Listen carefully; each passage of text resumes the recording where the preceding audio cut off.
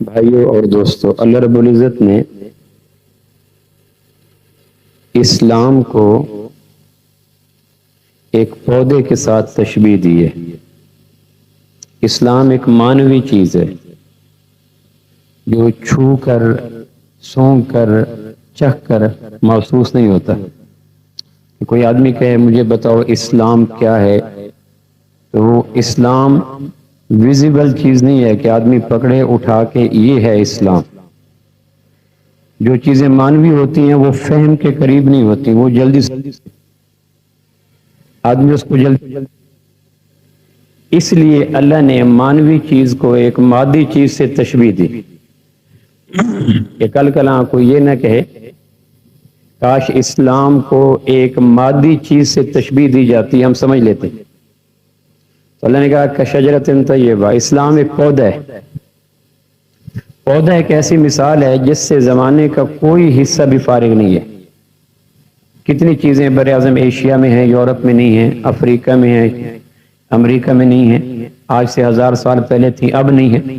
لیکن پودا ایک ایسی چیز ہے کہ جنت جب آدم علیہ السلام زمین پہ آئے تب سے لے کر جب قیامت آئے گی تب تک پودا ایک عام فہم چیز ہے۔ دیہاتوں میں، شہروں میں، ہر جگہ ہر آدمی پودے کو جانتا ہے۔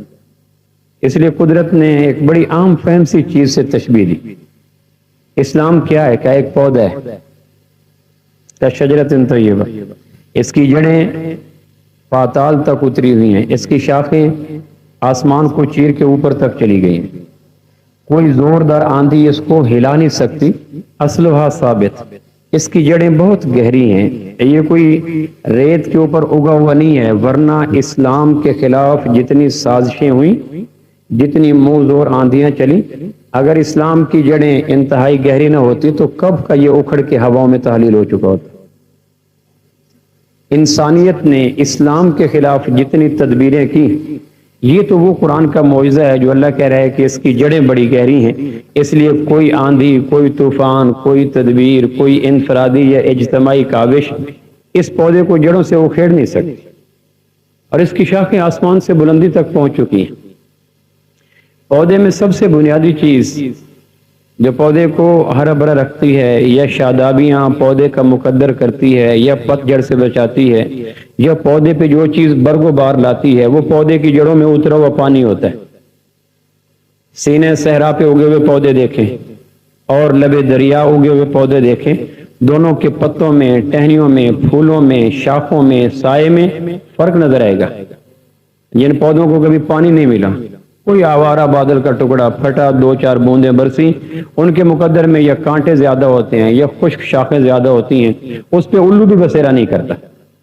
اور جو پودے نہر کے کنارے ہوتے ہیں وہ لش گرین ہوتے ہیں، آنکھوں کے لیے راحت، پرندوں کے لیے راحت، خزاں سے دور، پت جڑ کا موسم اس پہ تادیر بسیرا نہیں کرتا۔ تو پودے کی ہریالی میں سب سے نمایاں کردار پانی کا ہے۔ تو اسلام ایک پودا ہے، تو لامحالہ سوال ابھرتا ہے کہ پودے کا پانی کیا ہوگا، تاکہ میں پودے کو پانی دیتا رہوں، پودا ہرا بھرا رہے۔ نماز کی شاخ، ذکر کی شاخ، حیا کی شاخ، حقوق اللہ کی شاخ، حقوق العباد کی شاخ، معاملات کی شاخ، اخلاقیات کی شاخ، یہ جتنی بھی شاخیں ہیں اسلام کے پودے کی، یہ پت جھڑ سے بچ جائیں اور شادابی کی رتیں اس پہ قیام کریں اور ہریالی کی ساتیں اس پہ تادیر ٹھہریں۔ وہ کون سا پانی ہے جو اسلام کے پودے کو دیا جائے؟ تو قرآن نے کہا کہ اسلام کے پودے کا پانی اللہ اور اللہ کے محبوب صلی اللہ تعالی علیہ وسلم کے دل نواز تذکرے ہیں، اللہ کی باتیں، اللہ کے محبوب صلی اللہ علیہ وسلم کے تذکرے، یہ اسلام کے پودے کا پانی ہے۔ جس آدمی کو یہ تذکرے جتنا زیادہ سننے کو ملیں گے، اس کا پودا اتنا ہرا بھرا ہوگا۔ صدیوں تک امت کا یہ مزاج رہا کہ روز کی بنیاد پر جس طرح کھانا کھاتے ہیں، پانی پیتے ہیں، اس طرح ایمان کے شجر کی آبیاری کے لیے شعوری طور پر اللہ کی قدرتوں کی باتیں، امام الانبیاء صلی اللہ تعالی علیہ وسلم کی تعلیمات، ذات، صفات، خصائص کی باتیں شعوری طور پر سنایا کرتے تھے۔ ایسے محافل میں جایا کرتے تھے، حلقوں میں جاتے تاکہ اسلام کے پودے پہ ہریالی آ جائے۔ امام زین العابدین رحمۃ اللہ علیہ ہر رات عشاء کی نماز کے بعد اپنے بچوں کو، پوتوں کو، نواسوں کو اکٹھا کرتے اور امام الانبیاء صلی اللہ تعالی علیہ وسلم کی مقدس زندگی کا کوئی نہ کوئی پہلو ان کو سنایا کرتے تھے۔ اور کہا کرتے تھے جب تک بڑے اپنے بچوں کو بچپنے میں اللہ کے محبوب کے پاکیزہ محبت آفریں ایمان ساز تذکرے سناتے رہیں گے اولاد ان کے قابو میں رہے گی، اور جب بڑے بچوں کے لیے یہ کام کرنا چھوڑ دیں گے تو اولاد کے ہاتھ بہت جلدی والدین کے گربانوں تک آن پہنچیں گے۔ ایک رات بچوں کو بدر کا قصہ سنایا، آؤ بیٹے آج بدر چلتے ہیں۔ جس طرح ہمارے ہاں نئی نسل کو برباد کرنے کے لیے والدین اپنے ہاتھوں سے قتل کا اہتمام کرتے ہیں، مصروف عمل ہے سازش میں، صیاد سے گلچی 8 پہر، مرغان چمن ہے خوف زدہ، انجام گلستاں کیا ہوگا۔ اگر والدین بچوں کے قتل کا سامان دنیا بھر کے غلیظ تذکروں کو مجتمع کر کے بچوں کے پودے کی جڑ میں ڈالنے کا اہتمام کریں، اگر مالی ہی تادیر صیاد کے ساتھ باغ کے کونے گوشوں میں میٹنگیں کرنا لگ جائے تو پھر پودوں کی شاخوں پہ بیٹھے ہوئے پرندے وہ بیچارے مشکوک ہو جاتے ہیں۔ مالی کا تعلق صیاد سے اور شکاری سے کیسا؟ کہا بیٹا آج بدر چلتے ہیں، تو بچوں کو بٹھایا چلو بدر چلتے ہیں۔ مدینہ سے وہ پاکیزہ قافلہ چلا، رمضان کے مبارک دن اور رات سفر در سفر، اب معصوم بچے اس کو سن رہے ہیں۔ تو کچھ وقت گزرا تو بچوں کی آنکھیں ڈوبنے لگی، نیند تیرنے لگی اور مدہوشی غالب ہونے لگی۔ انہوں نے کہا ٹھیک ہے، بچوں کو نیند آ گئی۔ آدھا قصہ آدھا سفر ابھی بدر کے کنویں پہ نہیں پہنچے، بچوں کو نیند آ گئی۔ یہ بچے ہیں، انہیں تو جلد سو جانے کی عادت ہے، تو بچوں کا مزاج۔ صبح صبح اٹھے نماز کے بعد تو بچوں نے کہا بابا آپ نے رات ہمیں پوری کہانی سنا دی تھی، واقعہ پورا بدر کا سنایا تھا۔ تو حضرت امام زین العابدین کہنے لگے بیٹا نہیں، ابھی تو ہم بدر کے کنویں پہ نہیں پہنچے تھے، مارکہ حق و باطل بپا نہیں ہوا تھا، لشکر آمنے سامنے نہیں ہوئے تھے، قیادت نے قیادت سے ڈائیلاگز نہیں کیے تھے، ابھی تو ہم راستے میں تھے۔ وہ کہنے لگے ہمیں تو پورا واقعہ آتا ہے۔ کہنے لگے کیسا؟ کہنے لگے رات جہاں آپ نے چھوڑا تھا بقیہ قدرت نے ترس کھا کر خوابوں کی دنیا میں اتار کے مکمل کر دی۔ ہماری کم نصیبی ہے کہ ہم نے بچوں کی بربادی کے لیے قسم زمین آسمان کے خالق کی کوئی کمی نہیں چھوڑی۔ ہم وہ کم نصیب ہیں کہ بچوں کو اپنے ہاتھوں سے برباد کرنے کے لیے پیسے دے کے چیزیں لیتے ہیں، ایسی چیزیں جن کے تذکروں سے ہی گھن آتی ہے۔ اور اہل علم سمجھ چکے ہیں کہ میرا اشارہ کس چیز کی طرف ہے۔ اور اگر زمین پہ تمہیں کاشت کیے جائیں تو تربوز کی توقع رکھنا، مرغی کے نیچے کوے کے انڈے رکھے جائیں اور ہنس کی خواہش رکھنا، باغوں میں تمباکو لگا دیے جائے اور موتی کے کلیوں کی امید رکھنا، پاگل پن کی حد تو کوئی نہیں ہوتی۔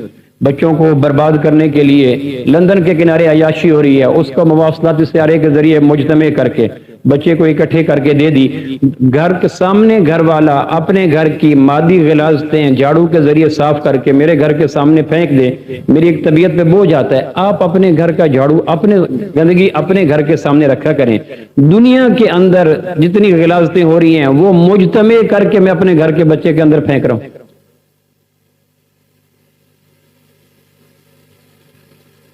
اسی کو کہتے ہیں مصروف عمل ہے سازش میں، صیاد سے گلچی 8 پہر، مرغان چمن ہے خوف زدہ، انجام گلستاں کیا ہو۔ اچھا ہم نے ان کا بچپنا برباد کیا، انہوں نے ہمارا بڑھاپا برباد کیا، تو جو ہم نے بویا وہی ہم نے کاٹا۔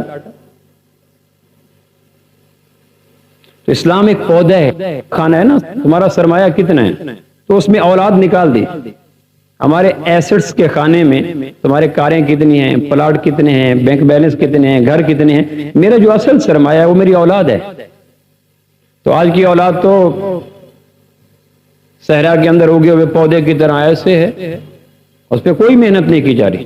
باقی لباس لے کے دینا، کھانا لے کے دینا، مکان لے کے دینا، یہ یہودی بھی بچوں کے لیے کرتا ہے، عیسائی بھی کرتا ہے، ہندو بھی کرتا ہے، جانور بھی کر لیتے ہیں۔ یہ کوئی ایسا بات نہیں ہے جو مسلمان کرے۔ صرف مسلمان کا اچھا یہ ہے کہ بچے کو بالغ ہونے سے پہلے روحانی اعتبار سے بالغ کر دے۔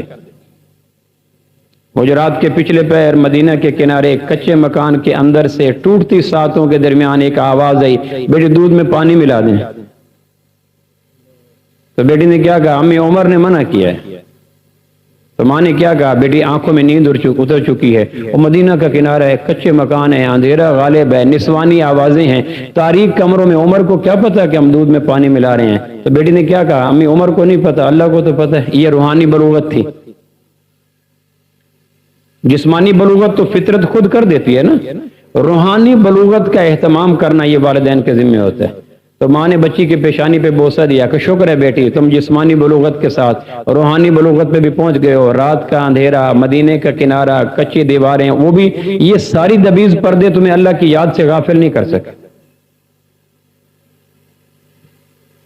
تو اسلام کے پودے کا پانی اللہ اور اللہ کے محبوب صلی اللہ علیہ وسلم کے تذکرے ہیں۔ تو اللہ کے محبوب کے دل نواز تذکرے بے شمار ہیں، جس طرح قوس قزح کے رنگ ہوتے ہیں، ہر رنگ جاذب نظر ہوتا ہے، ہر رنگ روح تک اتر جاتا ہے، ہر رنگ روح میں قرار پیدا کرتا ہے۔ اس طرح اللہ کے محبوب کی پاکیزہ زندگی کا ہر واقعہ اندر ایمان کے پودے کی جڑوں میں اتر کر پوری ہریالی کا اہتمام کرتا ہے۔